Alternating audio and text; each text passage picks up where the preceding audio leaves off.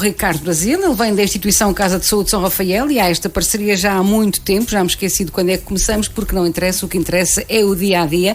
E hoje o Ricardo, já tinha dito aqui aos nossos ouvintes que me tinha prometido uma surpresa. Para já, bom dia, Ricardo, e que surpresa é esta? Muito bom dia a todos, e a surpresa é a presença aqui da Claudine, do Planeta Mulher. Olá, Claudine! E acho que é uma mais-valia, que é uma pessoa com energia muito, muito grande e com um bem-estar muito significativo, e é isso que os nossos ouvintes também querem, é poderem ficar mais bem dispostos quando ouvem a rádio, e o objetivo é esse, num tema que nos traz hoje, que é a importância do pensar e a liberdade de pensamento, não é? Exatamente, Claudine, só faltou vires assim embrulhada com uma grande caixa com o laço cor-de-rosa. Se tivesse sido com mais tempo, tinhas feito isso. É verdade. Antes de mais, obrigada por esse convite, e já sabem que espero estar à altura de vocês dois aqui juntos, é maravilhoso. Devo dizer, assinalar aqui, que o Ricardo mandou uma mensagem, ele deve ter ficado até assustado com a rapidez que eu respondi que sim. Sim, logo. Isso não é fácil, realmente. É importante realçar que essa mensagem foi mandada hoje às 8h30 da manhã. E eu por ter logo um sim como resposta. Obrigada por isso, Claudine. Primeiro ser a Rádio Clube, depois ser o Ricardo e sobretudo esse tema. Eu acho que esse tema tem que ser dito, tem que ser falado de uma forma muito mais crítica, tem que ser refletido quantas e quantas vezes for preciso. Estarei aqui para poder falar sobre isso, sobretudo. Claro, a liberdade de pensamento. Hoje é o Dia Mundial da Liberdade de Pensamento, e aqui Ricardo fazia-me uma observação muito pertinente. Há uma diferença entre a liberdade de pensamento e a liberdade de expressão. Sim, são duas coisas distintas, estão intimamente ligadas, mas acho que é importante fazer uma distinção entre as duas, e também realçar aqui, este programa tem sido ao longo destes 2 anos, acho eu, tem sido também marcado por alguma espontaneidade e por alguma surpresa ao longo de algumas das suas emissões, e lá está, hoje tomei a liberdade de pensar nisso de manhã e cá estamos. Para te exprimir. Exatamente, pronto. Lá está, a liberdade de pensamento é muito importante nós realçarmos. Nós temos o direito de avaliarmos. O pensamento é uma avaliação do que nos rodeia também, e do peso das coisas que nos rodeiam, e nós temos o direito de mudarmos de religião se quisermos, de mudarmos de clube se quisermos. Não é muito frequente, mas existe, e portanto nós temos essa liberdade. Portanto, não temos nenhum tipo de restrição. Portanto, o pensamento é nosso, nós podemos pensar aquilo que nós quisermos. Expressarmos aquilo que pensamos, já temos aqui uma coisa um bocadinho diferente, apesar da liberdade de expressão ser um direito do ser humano, nós temos, mas temos que fazê-lo com alguma mediação, e por isso é que existe uma sociedade com regras e com estruturas também que nos orientam sobre esse caminho, que é o caminho de pensar, e podemos exprimir aquilo que pensamos. E aqui, obviamente, que nós também temos componentes neurológicas que nos permitem filtrar aquilo que nós pensamos e não verbalizarmos em todos os contextos. E, portanto, acho que foi muito importante o 25 de Abril, e nós vivemos num país onde podemos nos expressarmos da forma como queremos, mas uma outra coisa é a educação e a forma como o fazemos, e os contextos onde o fazemos, sem ofender as pessoas, que acho que é uma coisa que está a acontecer muito hoje em dia. É verdade, eu acho que o mais complicado disso tudo é que antes, para a gente ofender uma pessoa, nós tínhamos que assumir que éramos agressivos. Então, eu ia ao encontro da pessoa que eu queria agredir e falava, ou eventualmente até tinha um ato de violência. Hoje nós temos muitas capas, não é? Então hoje é muito mais, vamos dizer, fácil de criticarmos uma pessoa, de sermos violentas com ela, de criarmos situações e mentiras, levantarmos falsos sobre a pessoa, porque hoje nós temos essa ferramenta que são as redes sociais, a internet, onde a gente não precisa sequer dar cara. Então, assim, já abre aqui, o Ricardo é psicólogo, com certeza sabe falar isso muito, muito melhor do que eu. Já abre ali espaços até para quem é uma pessoa mais passiva ou quem é um manipulador. Então, se antes o mal que a gente fazia para outra pessoa, e se eu fosse muito passiva, se eu fosse muito tímida, era muito mais difícil eu chegar lá. Hoje, como nós temos essa capa e vamos chamar essa proteção, torna-se tudo muito mais fácil, porque eu me sinto um pouco amparada. Se não, através do meu perfil, é fácil fazer um perfil falso. Ora, está. Não é? Sim. Então a covardia também entra aqui nesse ambiente. E falar em perfis falsos, os perfis falsos vão desde E ainda aqui um bocadinho para o ódio das redes sociais. Vão desde os miúdos na adolescência com perfis para monitorizar as suas relações afetivas, por exemplo, ou para instigar a quebra de relações de outras pessoas, por exemplo, e depois aí surgem agora aquele termo também que é muito falado hoje em dia, que são os haters, não é? Que são aquelas pessoas que têm ódio por determinadas pessoas normalmente famosas, mas também já temos aqui nas nossas escolas locais algumas pessoas que têm mais protagonismo do que outras e que já têm elas, mas que se orgulham de ter. Isso também é uma coisa importante nós falarmos, que se orgulham de ter um grupo de haters, e isso é importante nós termos cada vez mais consciência destas componentes, porque obviamente que nos perfis de rede social nós mostramos só aquilo que queremos, não é? Eu nunca vi uma coisa negativa no Instagram, por exemplo. Claro. As pessoas só põem fotos a beberem um copo, ou no pôr do sol, ou na praia, ou etc. A maior parte das vezes é assim que o fazem, não é? A mostrarem um eu que não é se calhar aquele que reflete o seu interior, e lá está, as redes sociais acabam por ser um auxiliar na construção da própria imagem da pessoa, não é? Hoje em dia é um pouco assim. Relativamente ao pensamento, na própria rede social nós já estamos a projetar pensamentos que tivemos, não é? Alguns deles que são mais construídos do que outros, mas o pensamento, eu penso logo existe, não é? Já dizia Descartes. E portanto é importante que nós tenhamos isso em consciência, que a partir do momento que eu tenho consciência estou a pensar. E isso faz com que depois eu tenha determinados comportamentos, que alguns deles não são os melhores, e entra ali na liberdade de expressão, como a gente falou. Olha, o Ricardo falou muito bem, e eu trago aqui uma coisa, uma parte da disciplina que eu dava aulas lá na universidade, que é a pós-modernidade. Então a pós-modernidade fala que tudo é muito rápido, ok. Só que o Bauman já traz uma outra versão. Hoje a gente já vive numa sociedade líquida. Então que sociedade líquida é essa? Sociedade líquida é aquela que é tudo muito rápido e não tem uma forma. Então como é a água, né? A gente não consegue segurar a água. Então se antes, quando éramos crianças, talvez eu e o Ricardo, pronto, quem já tem aqui a partir de 40 anos... Pronto. Ricardo talvez não. Estou a chegar lá. Eu falei, quase. Eu mesmo voltei atrás. Quase, mas tudo bem. Nós tínhamos a certeza que os pais tinham que bater pra gente ser boas pessoas. Hoje já não existem certezas, e essa sociedade líquida traz isso. Traz essa insegurança. Então vamos pensar como, já que estamos falando da liberdade de pensar, não é? Vamos pensar numa coisa. Criar a nossa persona, criar a nossa personalidade, criar um ser humano já é tão difícil numa época que existem certezas. Imagina então, nesse momento dessa sociedade líquida, que hoje eu posso ser o máximo nas redes sociais. Meu Deus, e amanhã eu tô flopada. Certo. Então, não é? Então basta colocar uma foto que o meu cabelo ficou ridículo e vai aparecer lá 21 pessoas que vão falar, tá ridículo, e eu vou acreditar, porque foi repetido muitas vezes, e nós também somos pessoas que aprendemos com a repetição. Ora, está. E então como é que vamos contornar este problema? Porque voltar atrás não voltamos nesta sociedade líquida. A juventude está completamente perdida, manipulada também por estas novas tecnologias. Sim, manipulados estamos todos nós, não é? Pela parte do neuromarketing, que também já tive aqui a oportunidade de falar em edições anteriores, mas acabamos por ver que crianças e adultos a se projetarem como produtos, não é?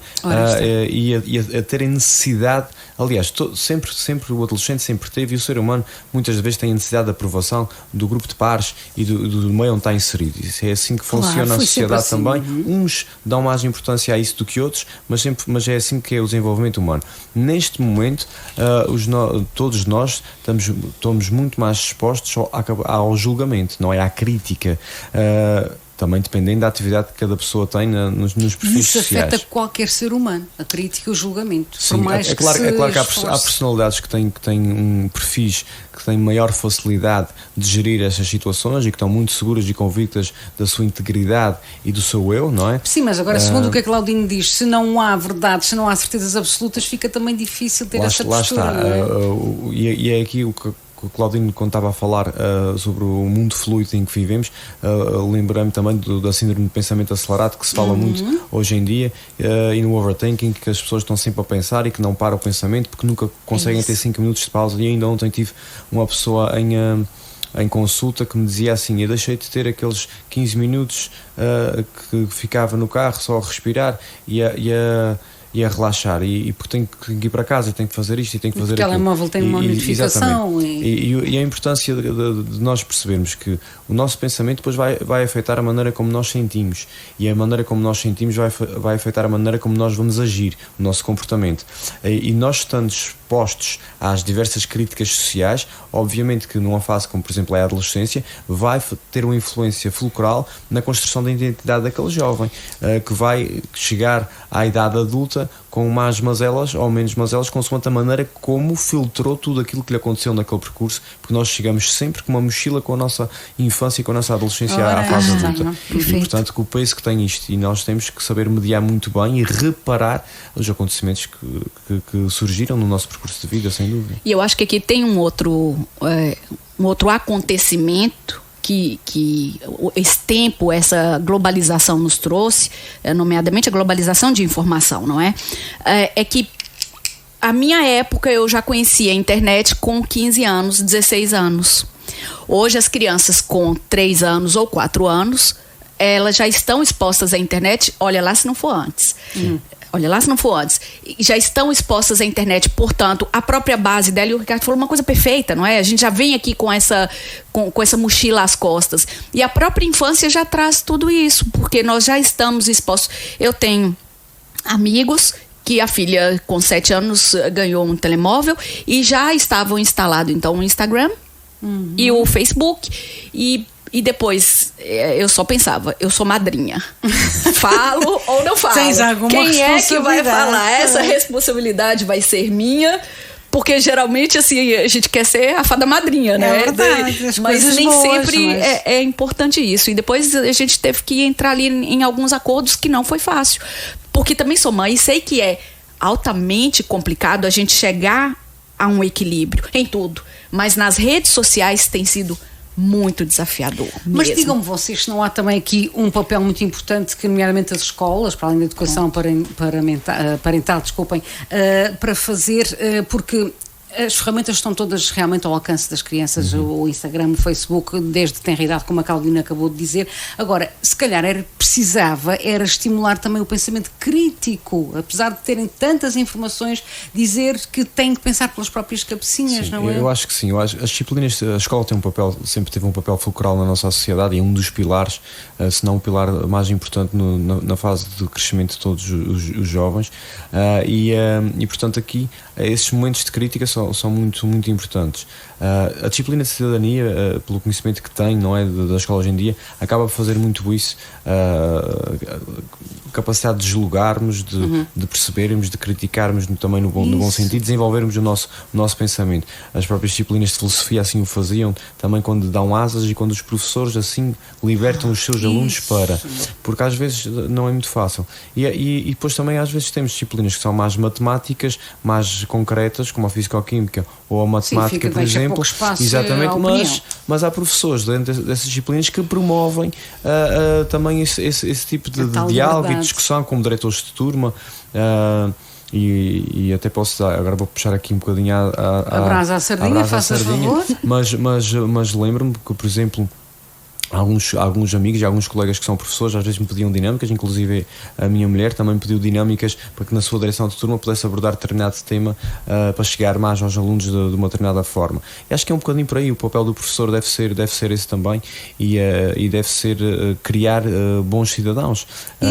Parar um pouco de despejar a matéria, digamos assim, entre aspas, e deixar que se vê algum tipo de brecha, alguma opinião livre, também estimular a que esse aluno pense. Eu acho que isto há muita gente já a fazer isso. Sim, sem dúvida nenhuma, mas isto deve vir, eu acho que até mais antes, no primeiro ciclo, porque vejo muita preocupação no primeiro ciclo em cumprir programas e em ter miúdos já com muito pouco tempo para serem crianças e para brincarem, e no meio mesmo dos próprios conteúdos que são dados pelos professores, acho que é muito interessante promover um diálogo crítico e uma capacidade de pensar de maneira diferente.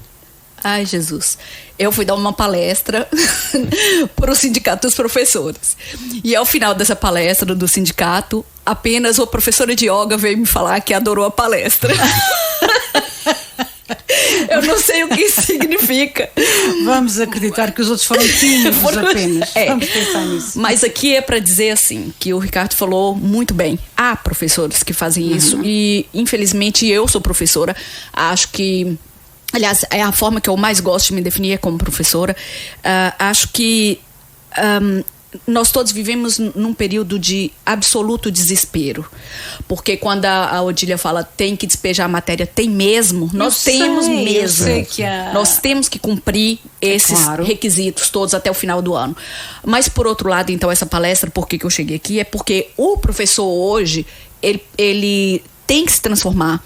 E o professor hoje não pode ser mais o professor tradicional, porque nós competimos com muito brilho na internet. Nós competimos com o que não é verdade. Nós competimos com tudo muito rápido. Isso. Então, diga-me como é que eu vou fazer os alunos pensarem se eles já recebem tudo pronto. Tudo feitinho, é verdade. Então, o papel do professor hoje, creio eu, e foi isso que eu disse nessa palestra, é precisamente esse tema nosso aqui. Apenas, olha que duro que é isso, a gente como professor ouvir. É apenas um inspirar a querer aprender e a querer pensar. Porque o resto tudo ele vai encontrar no Google. Tudo, está tudo lá. O resto tudo ele vai encontrar no Google. Então, quando eu falo, o professor não vale mais nada, é lógico que querem todos me mandar de volta pro Brasil.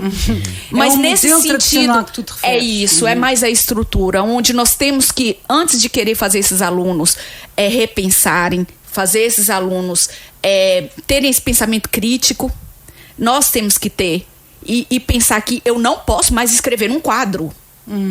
Eu, como professora, Ricardo tá querendo me matar já, a cara dele, mas eu não posso mais, ou pelo menos apenas fazer isso e dar aos alunos senta, leia esse texto e vamos fazer cábulas. Não pode. Hoje em dia, numa sociedade tecnológica, não se pode ir já por aí. Tem que como a Cláudia disse há pouco, as crianças têm acesso à tecnologia desde muito cedo e, portanto, os métodos de ensino também têm que ir por aqui.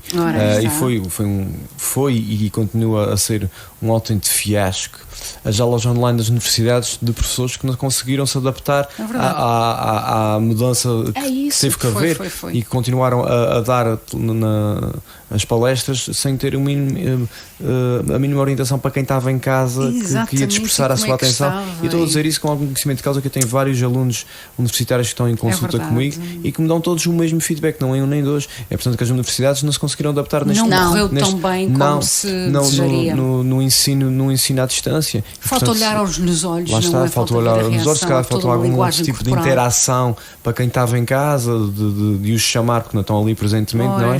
E não é só sentar a debitar determinadas coisas. Agora, claro que o professor tem um papel muito desafiante nesta sociedade nova para se conseguir reinventar. Porque nós não fomos preparados para isso. Exatamente. E porque, por exemplo, se calhar quem está sentado à sua frente tem muito mais conhecimento a nível de tecnologia e a nível de plataformas para poder utilizar de uma forma mais vamos lá, estimulante, não é?